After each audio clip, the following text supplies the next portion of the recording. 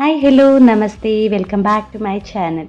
ಇವತ್ತು ನಾನು ರುಚಿಯಾಗಿ ಮತ್ತು ಆರೋಗ್ಯಕರವಾಗಿ ಮಸಾಲ ಅಕ್ಕಿ ರೊಟ್ಟಿನ ಹೇಗೆ ಮಾಡೋದು, ತೆಳುವಾಗಿ ಪೇಪರ್ ಥರ ಹೇಗೆ ಮಾಡೋದು ಅಂತ ಈ ವಿಡಿಯೋದಲ್ಲಿ ತೋರಿಸ್ತಾ ಇದ್ದೀನಿ. ನಿಮ್ಮೆಲ್ಲರಿಗೂ ಈ ವಿಡಿಯೋ ಇಷ್ಟ ಆಗುತ್ತೆ ಅಂದ್ಕೊಂಡಿದ್ದೀನಿ. ಇಷ್ಟ ಆದರೆ ಗೊತ್ತಲ್ಲ, ಲೈಕ್ ಮಾಡಿ, ಶೇರ್ ಮಾಡಿ, ಹಾಗೆ ಸಬ್ಸ್ಕ್ರೈಬ್ ಮಾಡ್ಕೊಳ್ಳೋದನ್ನ ಮರಿಬೇಡಿ. ಸಬ್ಸ್ಕ್ರೈಬ್ ಮಾಡಿಕೊಂಡು ಪಕ್ಕದಲ್ಲಿರೋ ಬೆಲ್ಲೈಕನ್ನ ಸಹ ಕ್ಲಿಕ್ ಮಾಡಿ ಆಲ್ ಅಂತ ಕೊಡಿ. ಈಗ ಹೇಗೆ ಮಾಡೋದು ಅಂತ ನೋಡೋಣ. ಮೊದಲಿಗೆ ನಾನು ಒಂದು ಕಡಾಯಲ್ಲಿ 3 ಕಪ್ ಆಗುವಷ್ಟು ನೀರನ್ನು ಬಿಸಿ ಮಾಡೋಕ್ಕೆ ಇಟ್ಟಿದ್ದೀನಿ. ನೀರು ಚೆನ್ನಾಗಿ ಕುದಿಬೇಕು. ಅದಾದಮೇಲೆ ರುಚಿಗೆ ಎಷ್ಟು ಬೇಕೋ ಅಷ್ಟು ಉಪ್ಪನ್ನು ಸೇರಿಸ್ಕೋಬೇಕಾಗತ್ತೆ. ಮತ್ತು ನೀರನ್ನು ಬಿಸಿ ಆಗೋಕ್ಕೆ ಬಿಟ್ಟಿದ್ದೀನಿ. ಅದು ಚೆನ್ನಾಗಿ ಕುದಿಯೋ ಟೈಮಲ್ಲಿ ನಾನು 2 ಕಪ್ ಆಗುವಷ್ಟು ಅಕ್ಕಿ ಹಿಟ್ಟನ್ನು ಹಾಕ್ಕೊತಾ ಇದ್ದೀನಿ.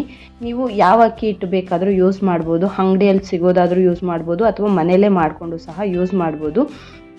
ನಾನು 1 ಕಪ್ಪು ಅಕ್ಕಿ ಹಿಟ್ಟಿಗೆ 1.5 ಕಪ್ ಆಗುವಷ್ಟು ಎಕ್ಸಾಕ್ಟ್ ಅಳತೆನ ತೊಗೊಂಡಿದ್ದೀನಿ. ಅದಷ್ಟು ಯೂಸ್ ಮಾಡಿದ್ರೆ ಪರ್ಫೆಕ್ಟಾಗಿ ಬರುತ್ತೆ ರೊಟ್ಟಿ. ಯಾವುದೇ ಎಲ್ಲೂ ಕಿತ್ತೋಗಲ್ಲ, ತುಂಬ ಚೆನ್ನಾಗಿ ಬರುತ್ತೆ, ಎಲ್ಲೂ ಹರಿಯಲ್ಲ, ತುಂಬ ಚೆನ್ನಾಗಿ ಬರುತ್ತೆ. ನಾನು ಸಿಮ್ಮಲ್ಲಿಟ್ಟು ಒಂದೇ 1 ನಿಮಿಷ ಹಂಗೆ ಒಲೆ ಮೇಲೆ ಬಿಟ್ಟು ಅದಾದಮೇಲೆ ಕೆಳಗೆ ಎತ್ತಿಟ್ಕೊಂಡಿದ್ದೀನಿ.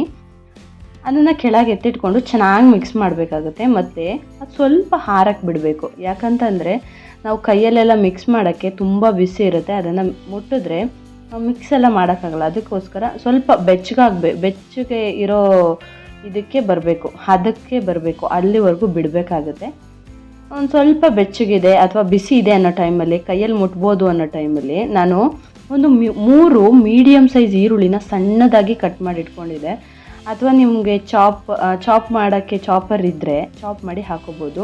ಮತ್ತು ಸಬ್ಸಿಗೆ ಸೊಪ್ಪನ್ನ ಒಂದು ಅರ್ಧ ಕಪ್ ಆಗುವಷ್ಟು ಸಣ್ಣದಾಗಿ ಕಟ್ ಮಾಡಿ ಹಾಕ್ಕೊಂಡಿದ್ದೀನಿ. ನಿಮಗೆ ಯಾವ ತರಕಾರಿ ಬೇಕೋ ಅದನ್ನು ಹಾಕೋಬೋದು, ತುಂಬ ಚೆನ್ನಾಗಿರುತ್ತೆ. ಮತ್ತು ನಾನು ಒಂದು ಕ್ಯಾರೆಟ್ನ ತುರಿದಿಟ್ಕೊಂಡಿದ್ದೀನಿ. ಮತ್ತು ಶುಂಠಿನ ಒಂದು ಅರ್ಧ ಇಂಚ್ ಆಗುವಷ್ಟು ಶುಂಠಿನ ತುರಿದಿಟ್ಕೊಂಡು, ಮತ್ತು ಒಂದು 3ರಿಂದ 4 ಹಸಿರು ಮೆಣಸಿನ್ಕಾಯಿನ ಸಣ್ಣದಾಗಿ ಕಟ್ ಮಾಡಿ ಹಾಕ್ಕೊಂಡಿದ್ದೀನಿ. ಮತ್ತು 1 ಸ್ಪೂನ್ ಆಗುವಷ್ಟು ಜೀರಿಗೆನೂ ಸಹ ಸೇರಿಸ್ಕೊಂಡಿದ್ದೀನಿ. ಇದಿಷ್ಟು ಹಾಕಿದ್ರೆ ರುಚಿ ತುಂಬ ಚೆನ್ನಾಗಿರುತ್ತೆ. ಚೆನ್ನಾಗಿ ಮಿಕ್ಸ್ ಮಾಡಬೇಕಾಗತ್ತೆ.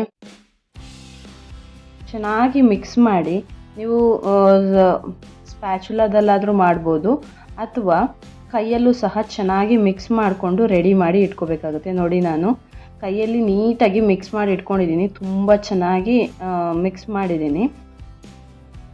ಈಗ ನಾನು ಒಂದು ಬಟರ್ ಪೇಪರ್ನ ತೊಗೊಂಡಿದ್ದೀನಿ ರೊಟ್ಟಿನ ತಟ್ಟಕ್ಕೆ. ನೀವು ಬಟರ್ ಪೇಪರು, ಎಣ್ಣೆ ಪೇಪರು, ಅಥವಾ ಬಾಳೆ ಎಲೆ ಕವರು ಏನಾದರೂ ತೊಗೋಬೋದು. ಆದರೆ ನೋಡ್ಕೊಂಡು ತೊಗೊಳ್ಳಿ. ಕವರ್ ತೊಗೊಂಡ್ರೆ ತವ ಮೇಲೆ ಹಾಕಿದ್ರೆ ಅದು ಸುಟ್ಟರೆ ತುಂಬ ಚೆನ್ನಾಗಿರಲ್ಲ. ಅದಕ್ಕೋಸ್ಕರ ಬಟರ್ ಪೇಪರ್ ಬೆಸ್ಟು, ಅಥವಾ ಬಾಳೆ ಎಲೆ ಅದಕ್ಕಿಂತ ಒಳ್ಳೆಯದು.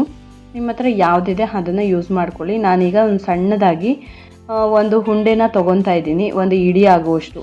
ಈಗ ಒಂದು ರೊಟ್ಟಿ ಮಾಡೋಕ್ಕೆ ಎಷ್ಟು ಬೇಕೋ ಅಷ್ಟು, ಒಂದು ಹಿಡಿ ಆಗುವಷ್ಟು ಹಿಟ್ಟನ್ನು ತೊಗೊಂಡು ಆ ಬಟರ್ ಪೇಪರ್ ಮೇಲೆ ಎಣ್ಣೆನ ಕೈಗೆ ಹಚ್ಕೊಂಡು ತಟ್ತಾ ಇದ್ದೀನಿ. ನೀರಲ್ಲೂ ತಟ್ಬೋದು, ಬಟ್ ಆದರೆ ಎಣ್ಣೆಲಿ ತಟ್ಟಿದ್ರೆ ಕರೆಕ್ಟಾಗಿ ಚೆನ್ನಾಗಿ ಬರುತ್ತೆ, ನೀಟಾಗಿರುತ್ತೆ. ನಮಗೆ ಫಸ್ಟ್ ಟೈಮ್ ಮಾಡೋರಿಗಾದರೆ ಎಣ್ಣೆಲಿ ತಟ್ಟೋದು ಬೆಸ್ಟ್ ಅನಿಸುತ್ತೆ. ನೀರಲ್ಲೆಲ್ಲ ತಟ್ಟೋಕ್ಕೋಗಿ ತುಂಬ ಅದು ಹಾಳಾದರೆ ಇಂಟ್ರೆಸ್ಟ್ ಇರಲ್ಲ ಮಾಡೋಕ್ಕೆ. ಅದಕ್ಕೋಸ್ಕರ ಎಣ್ಣೆಲೇ ಮಾಡಿದ್ರೆ ಬೆಸ್ಟ್ ಅನಿಸುತ್ತೆ. ನೋಡಿ, ನಾನೀಗ ತಟ್ಟಿ ಇಟ್ಕೊಂಡಿದ್ದೀನಿ. ಫುಲ್ಲು ತೆಳುವಾಗಿ ತೊಟ್ಟಿದ್ದೀನಿ. ನೀವು ಎಷ್ಟು ತೆಳುವಾಗಿ ಬೇಕಾದರೂ ತಟ್ಬೋದು. ನಾನು ಹಂಗೆ ಪೇಪರ್ನ ಹಾಗೆ ಮಡಚಿ ಹಾಕಿದ್ದೀನಿ. ನೋಡಿ, ನಾನು ಮೇಲೆ ಇರೋದು ತವ ಮೇಲೆ ಉಲ್ಟಾ ಆಗಬೇಕು. ಬಟರ್ ಪೇಪರ್ ಸೈಡ್ ಇತ್ತಲ್ಲ, ಅದು ಮೇಲೆ ಬರಬೇಕು, ಆವಾಗ ಚೆನ್ನಾಗಿರುತ್ತೆ. ನೋಡಿಕೊಂಡು ನೀವು ಆರಾಮಾಗಿ ಅದರೊಳಗೆ ಹಾಕೋಬೋದು.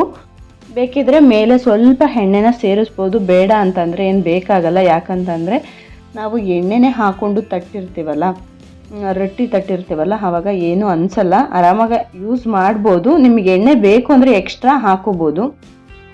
ನೋಡಿ, ಇನ್ನೊಂದು ರೊಟ್ಟಿನೂ ಸಹ ತೊಟ್ಕೊತಾ ಇದ್ದೀನಿ. ಇನ್ನೊಂದು ಕಡೆ ರೊಟ್ಟಿನ ಬೇಯಿಸ್ತಾ ಇದ್ದೀನಿ. ನಿಮ್ಗೆ ಯಾವ ಥರ ಇಷ್ಟ ಆಗುತ್ತೋ ಆ ಥರ ಮಾಡ್ಕೊಳ್ಳಿ. ನಿಮ್ಗೆ ಎಷ್ಟು ದೊಡ್ಡದಾಗಿ ಬೇಕಿದ್ರೂ ಮಾಡ್ಕೋಬೋದು. ನಾನು ನೋಡಿಕೊಂಡು ಚಿಕ್ಕದಾಗೆ ಮೀಡಿಯಮ್ ಸೈಜಲ್ಲಿ ಮಾಡ್ತಾಯಿದ್ದೀನಿ.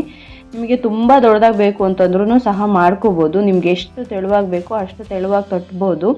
ಯಾಕಂತಂದರೆ ನಾವು ಈ ಬಟರ್ ಪೇಪರ್ನ ಉಲ್ಟಾ ಹಾಕ್ತೀವಲ್ಲ, ಆರಾಮಾಗಿ ಹಾಕ್ಬೋದು. ಅದಕ್ಕೋಸ್ಕರ. ಮತ್ತು ಒಂದು ಸೈಡು ಚೆನ್ನಾಗಿ ಬೆಂದಿದೆ ಅನ್ನೋ ಟೈಮಲ್ಲಿ ಅದನ್ನು ಮಡಚಿ ಹಾಕಬೇಕಾಗತ್ತೆ, ಅಂದರೆ ತಿರುವು ಹಾಕಬೇಕಾಗತ್ತೆ. ಆವಾಗ ಇನ್ನೊಂದು ಸೈಡು ಸಹ ಚೆನ್ನಾಗಿ ಬೇಯಿಸಬೇಕಾಗುತ್ತೆ. ಎರಡೂ ಕಡೆ ಚೆನ್ನಾಗಿ ಬೆಂದ ಮೇಲೆ ನೀವು ಆ ರೊಟ್ಟಿನ ಎತ್ತಿ ಒಂದು ಪ್ಲೇಟಿಗೆ ಸರ್ವ್ ಮಾಡ್ಕೋಬೋದು.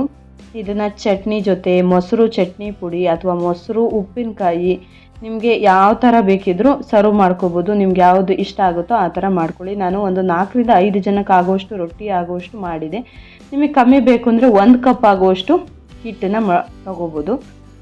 1 ಕಪ್ ಆಗುವಷ್ಟು ಹಿಟ್ಟನ್ನು ತೊಗೊಂಡು ನೀವು ಮಾಡ್ಕೋಬೋದು. ಕಡಿಮೆ ಮಾಡ್ಕೋಬೇಕು ಇಬ್ಬರಿಗೆ ಅಥವಾ ಒಬ್ಬರಿಗೆ ಮಾಡ್ಕೋಬೇಕು ಅಂತಂದರೆ ನಾನು ಒಂದು 4ರಿಂದ 5 ಜನಕ್ಕೆ ಆಗುವಷ್ಟು ಮಾಡಿದೆ. ನಿಮ್ಮೆಲ್ಲರಿಗೂ ಈ ವಿಡಿಯೋ ಇಷ್ಟ ಆಯಿತು ಅಂದ್ಕೊಂಡಿದ್ದೀನಿ. ಇಷ್ಟ ಆದರೆ ಗೊತ್ತಲ್ಲ, ಲೈಕ್ ಮಾಡಿ, ಶೇರ್ ಮಾಡಿ, ಹಾಗೆ ಸಬ್ಸ್ಕ್ರೈಬ್ ಮಾಡ್ಕೊಳ್ಳೋದನ್ನ ಮರಿಬೇಡಿ. ಸಬ್ಸ್ಕ್ರೈಬ್ ಮಾಡಿಕೊಂಡು ಪಕ್ಕದಲ್ಲಿರೋ ಬೆಲ್ಲೈಕನ್ನ ಸಹ ಕ್ಲಿಕ್ ಮಾಡಿ, ಆಲ್ ಅಂತ ಕೊಡಿ. ನಾನು ಮಾಡೋ ಎಲ್ಲ ವಿಡಿಯೋ ನೋಟಿಫಿಕೇಷನ್ ಮೊದಲು ನಿಮಗೆ ಬಂದು ತಲುಪುತ್ತೆ. ಆಗ ನೀವು ಆರಾಮಾಗಿ ವಿಡಿಯೋಸ್ನ ನೋಡ್ಬೋದು. ನೀವು ವಿಡಿಯೋನ ಫುಲ್ ನೋಡಿದ್ದಕ್ಕಾಗಿ ಧನ್ಯವಾದಗಳು. Thank you. ಬಾಯ್.